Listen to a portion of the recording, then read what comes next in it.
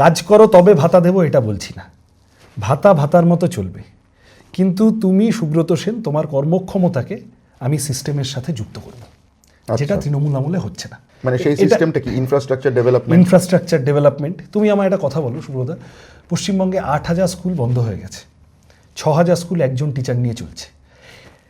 এক বছর মাধ্যমিক উচ্চ মাধ্যমিক পরীক্ষার্থীর তালিকা বেরোচ্ছে, দেখা যাচ্ছে গত বছরের থেকে 2 লাখ 3 লাখ কমে গেছে, ড্রপ আউট হয়ে বেরিয়ে যাচ্ছে। এটা তো আমার হিউম্যান রিসোর্স লস্ট হচ্ছে, তাই তো? তাহলে এই মানব সম্পদকে সিস্টেমের সাথে জোড়া, তাকে সমাজের কাজে লাগানো এবং কাজে লাগিয়ে একটা সামগ্রিক বিকাশের দিকে নিয়ে যাওয়া, এই পরিকল্পনার মধ্যে অন্যায় কিছু নেই। এইটা তৃণমূলের সময় লেখাপড়া করার সাথে, কাজ করার সাথে উপার্জন করার ব্যাপারটা ডিলিঙ্কড হয়ে গেছে। ধরো আমি ছাত্র আন্দোলনের কর্মী, খুব দুঃখও লাগে বলতে, অনেক সময় আমরা গ্রামেগঞ্জে গিয়ে দেখি প্রচুর ড্রপ আউট। অমুক একটা ব্লকের মধ্যে স্কুল, গত বছরও 300 ছাত্র ছিল, এই বছর 40 জন ছাত্র। আমি নিজে এরকম বেশ কিছু ক্ষেত্রে বাড়ি বাড়ি গিয়ে যখন পশ্চিমবঙ্গে ছাত্র আন্দোলনের কাজ করতাম, খোঁজ করেছিলাম যে কী ব্যাপার, আপনার ছেলে মেয়ে স্কুলে যাচ্ছে না কেন? মা বাবার কথা পরিষ্কার যে পড়াশোনা করে কি হবে, পড়াশোনা করে তো রোজগার হবে না, তার চেয়ে ক্লাস 8 অবধি হলো, ঠিক আছে, আমি যদি এবার ক্ষেতের কাজে লাগিয়ে দিই বা আমি যদি পরিযায়ী শ্রমিক করে অন্য রাজ্যে পাঠিয়ে দিই বাচ্চাটাকে, আমার ঘরে 2 টাকা আসবে।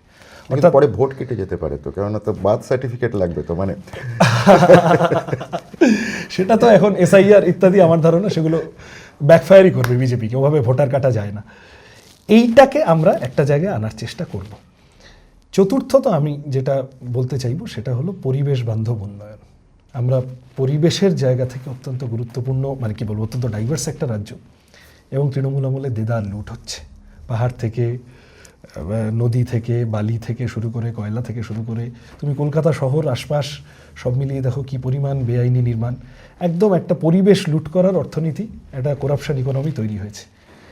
পরিবেশ বান্ধব উন্নয়নের দিকে যদি না এগোয় নতুন যে সরকার আসবে, তাহলে আমরা অ্যাজ আ কালেকটিভ, এই যে 9.5 কোটি লোকের রাজ্য, আমরা একসাথে বিপদে পড়ব।